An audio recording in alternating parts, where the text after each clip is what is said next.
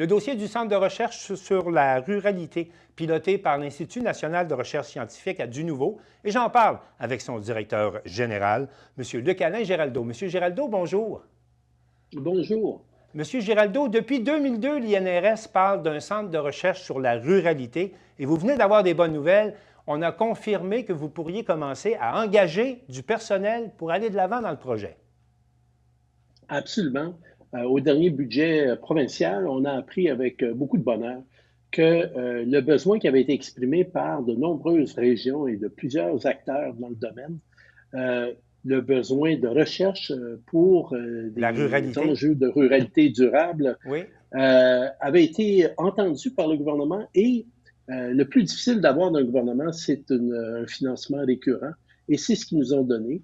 Dans un contexte budgétaire difficile, donc on leur en suit très reconnaissant, on leur en est très reconnaissant Non, c'est une somme de nous de... avoir Oui, c'est une somme 2 de 2 millions, millions de dollars par année là, qui vous est consentie. absolument. Éternellement, peut-on dire, quand on dit récurrent? Éternellement. Oui, c'est inclus dans notre budget. Donc, OK. c'est ce qu'il faut. Hein. Si on veut embaucher du personnel, ça prend quelque chose qui est récurrent parce que le personnel dure longtemps. Monsieur Giraldeau, parlez-moi du projet.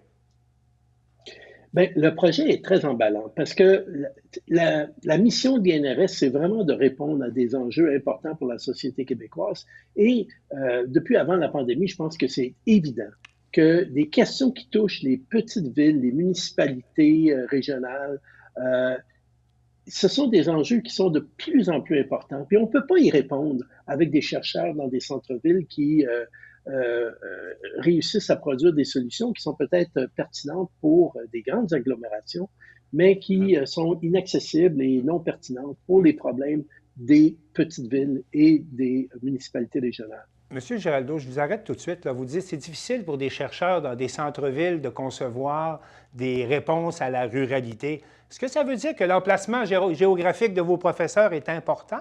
Il faut être dans le milieu pour être capable de l'étudier?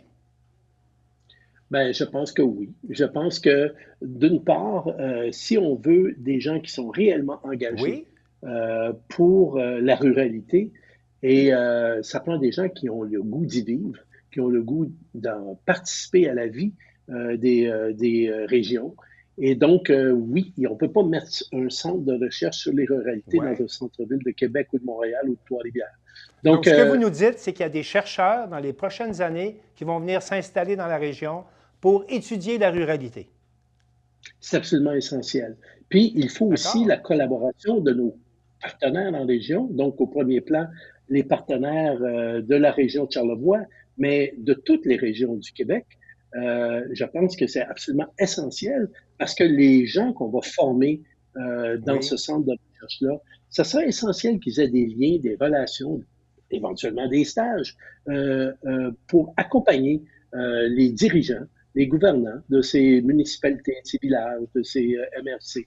Donc, je pense que ça s'insère aussi dans une volonté qui avait été Oui. exprimée par le scientifique en chef du Québec, Rémi Quérion, de développer au Québec un conseil scientifique qui est pertinent, parce que ceux qui sont le plus près des gens, Oui. plus près de la démocratie, ce sont les personnes qui sont à gouverner une petite ville, que ce soit la Malbaie, Baie-Saint-Paul, Saint-Irénée.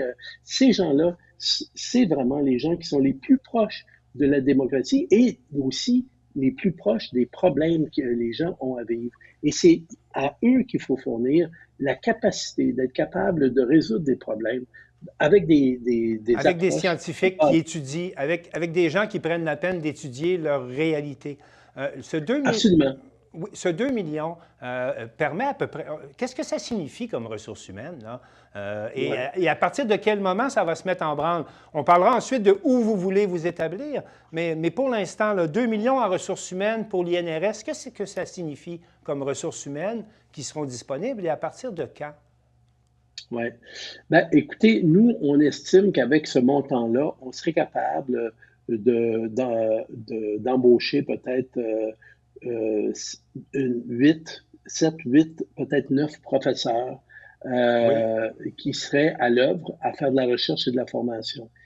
Le projet initial comptait 21 professeurs Et le gouvernement, évidemment, avec la situation financière Oui. actuelle qu'on comprend, nous a quand même donné la moitié de ce qu'on demandait, un petit peu moins que la moitié. Donc, on peut estimer avec ce montant-là, on peut commencer de toute façon à embaucher une vingtaine de profs. Là. Et parlant de... Ah, et- ah, oui, oui, mais parlant de allez-y. commencer à embaucher, vous n'aurez pas à attendre de vous installer, vous avez choisi Baie-Saint-Paul, vous n'aurez pas à attendre de vous installer dans Baie-Saint-Paul pour commencer à engager des professeurs. On commence d'abord par trouver les ressources humaines, si j'ai bien compris la démarche.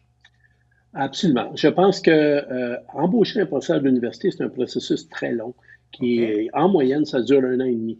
Alors, même si on lançait un concours immédiatement, là, les chances qu'on trouve des professeurs qu'on veut et qui sont prêts à s'installer à Baie-Saint-Paul, ça va être au moins 1 an et demi, 2 ans. Donc, d'ici ce temps-là, nous, notre Oui. job, et Qu'allez-vous c'était faire, oui? l'entente, oui, Oui, ben, c'était oui, notre qu'allez-vous entente avec faire? on va commencer à planifier l'emplacement.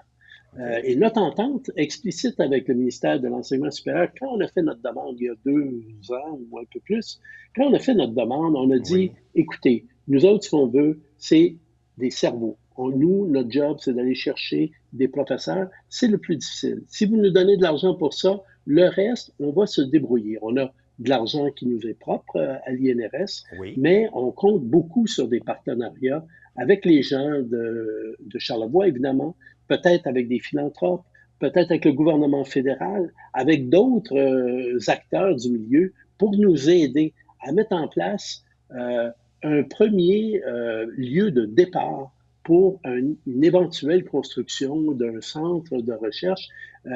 Mais au départ, un centre de recherche, c'est des gens, c'est Oui. des professeurs qui se mettent ensemble, qui se donnent un programme commun de recherche et qui travaillent avec la communauté. Ensuite, c'est un lieu et le lieu, à nous de le développer avec nos partenaires. Ceci dit, vous savez qu'il y a une grande disponibilité à Baie-Saint-Paul suite à l'abandon du projet de l'espace bleu. Il y a une aile complète là, du bâtiment patrimonial de Maison-Mère qui est disponible. Ça apparaît dans à peu près toutes les discussions lorsqu'on parle de l'emplacement possible de ce centre de recherche, en tout cas pour le démarrage, à vous entendre. Est-ce que le projet de Maison-Mère est effectivement celui que vous analysez en premier présentement pour une première implantation? Oui, en fait, on a analysé plusieurs sites potentiels au cours de la démarche. Et Oui, puis, Maison-Mère, c'est le site qui reste et le seul que nous considérons. En ce moment, je pense qu'il y a une espèce de transition à attendre qui se fasse entre, je crois, le ministère de la Culture et oui. la ville de Baie-Saint-Paul. Mais certainement que c'est un endroit intéressant. Et nous, tout dépendant, la première chose qu'on doit faire en ce moment, c'est de se engager une directrice ou un directeur d'implantation, et Oui. ce sera son job de réfléchir aux domaines dans lesquels on veut embaucher les premiers professeurs. Fait que si ça donne à être des domaines qui sont, par exemple, plus liés avec les études sociales, Oui. l'économie ou la santé ou la gouvernance, à ce moment-là, je pense qu'on peut assez facilement accommoder les espaces de recherche. Quand ce sera le cas, qu'on a des gens qui sont plus en sciences naturelles, qui font des échantillonnages sur le terrain, qui Oui. doivent faire des analyses biochimiques et toutes sortes d'affaires en laboratoire, ben ça, ce sera plus compliqué. Mais à terme, on devrait avoir de ces gens-là. Parce que l'INRS, c'est une organisation qui est fondamentalement intersectorielle et interdisciplinaire. Puis on veut Oui. que ce centre-là soit à l'image de notre approche générale. On comprend donc que Maison-Mère sera la première étape, là, le premier emplacement visé pour vous permettre une première implantation. Il y a beaucoup d'étapes à franchir. Vous en avez franchi plusieurs déjà, une très importante qui est votre financement récurrent. Quelles sont les prochaines étapes et dans quel délai à peu près on s'inscrit? J'ai bien compris, il n'y aura pas de professeur avant à peu près 2 ans. Même chose pour éventuellement un local. Vous voyez ça comment, là, à quel moment on pourrait penser à avoir un centre de recherche à Baie-Saint-Paul sur la ruralité? Ouais. Ben, en fait, comme directeur général, moi, je suis le gars le plus pressé sur la Terre, là. Moi, je veux que ça avance OK, rapidement. je vous Donc, comprends. la première chose qu'on veut, là, c'est de recruter une directrice ou un directeur d'implantation. On est en train de préparer l'affichage. Ça devrait se faire au cours de l'automne. Une fois qu'on a cette personne-là, qu'on espère va avoir une vision scientifique qui est compatible avec la nôtre, qui va aussi avoir des affinités avec Charlevoix puis Baie-Saint-Paul, Oui, de sorte qu'on puisse continuer à développer nos partenariats. Eux, ils vont devoir, cette établir personne-là va l'échéancier. devoir, c'est ça, et préparer l'arrivée de nouveaux professeurs. Mais à l'INRS, il y a ceci de particulier, c'est Oui, prévu dans notre convention collective. Si on veut créer un nouveau centre de recherche, la première chose qu'on doit faire, c'est demander à nos professeurs, s'il y en a parmi eux qui sont intéressés, de migrer vers ce nouveau centre de recherche. oui, Et mon petit doigt me dit que je dois en avoir des professeurs, des seniors, des personnes bien établies en recherche qui croient dans ce projet de centre sur les ruralités durables et qui pourraient, dès le départ, vouloir joindre ce centre-là. Ce qui est plus facile que de recruter à OK. l'externe un nouveau professeur. Fait qu'on pourrait avoir des profs qui se joignent à la direction Et qui ont une expertise d'implantation en assez rapidement. ruralité? Je suppose Absolument, oui. qu'ils ont une certaine expertise en ruralité également, parce que vous avez travaillé sur ces thèmes, surtout du côté urbanistique. En terminant, vous permettiez de former en quelque sorte des urbanistes. Est-ce qu'on pourrait dire que l'INRS formerait des ruralistes ou Ben, permettrait ce à serait des mon gens souhait. d'avoir un certain diplôme en ruralité? Ce serait mon souhait parce que justement, quand je regarde les domaines d'expertise de l'INRS, on a un centre qui s'appelle Urbanisation, Culture et Oui, Société. Et je trouvais ça un peu aberrant que, compte tenu de la situation du Québec, qui est presque à 80 en 85 ruralité. en ruralité, qu'il n'y a aucun domaine qui se spécialise en ruralité.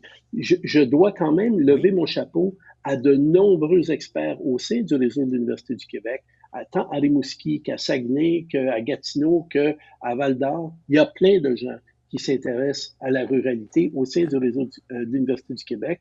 Et d'accord.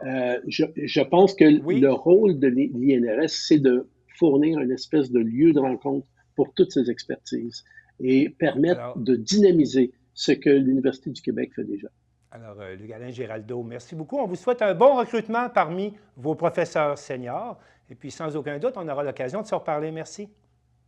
Parfait. Merci beaucoup. Bonne saison estivale à tout Charlevoix.